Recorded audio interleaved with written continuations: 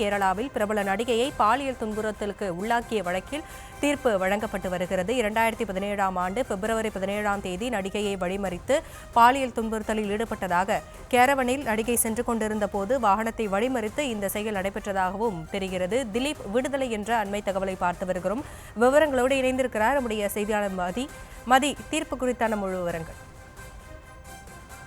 நடிகையை கடத்தி பாலியல் வன்கொடுமை செய்ததாக வழக்கு பதிவு செய்யப்பட்டிருந்தது.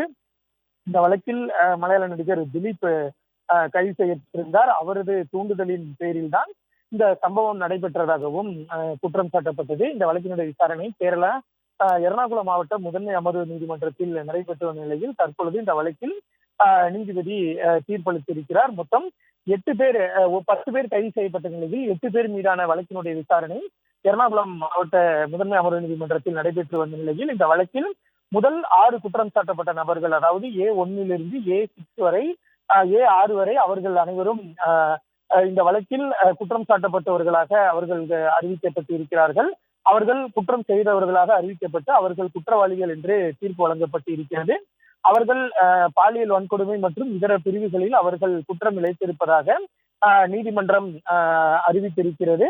மற்ற 2 நபர்கள், அதாவது A7 மற்றும் A8, அதாவது A8 தான், அதாவது 8வது எதிரியாக தான் இந்த வழக்கில் திலீப் சேர்க்கப்பட்டிருந்தார். அவர் மற்றும் A7 ஆகிய இருவர் இந்த வழக்கிலிருந்து விடுதலை செய்யப்பட்டு இருக்கிறார்கள். அவர் மீதான குற்றச்சாட்டு எதுவும் நிரூபிக்கப்படவில்லை என்று நீதிபதி தெரிவித்திருக்கிறார். மொத்தம் 8 பேர் மீதான வழக்கு விசாரணை நடைபெற்று வந்த நிலையில் 6 பேருக்கு தண்டனை விதிக்கப்பட்டு இருக்கிறது. நடிகர் திலீப் முக்கிய குற்றம் சாட்டப்பட்ட நபரான நடிகர் திலீப் இந்த வழக்கில் இருந்து விடுவிக்கப்பட்டு இருக்கிறார். அவர் குற்றம் செய்ததற்கான எந்த முகாந்திரமும் இல்லை என்று நீதிமன்றம் தீர்ப்பளித்திருக்கிறது. மொத்தம் 8 பேர் மீதான வழக்கு நடைபெற்று வந்த நிலையில் இந்த வழக்கில் 2 விடுதலை செய்யப்பட்டு இருக்கிறார்கள். 6 பேருக்கு தண்டனை அளிக்கப்பட்டு இருக்கிறது. அதில் 2 பேர் விடுதலை செய்யப்பட்டவர்களில் நடிகர்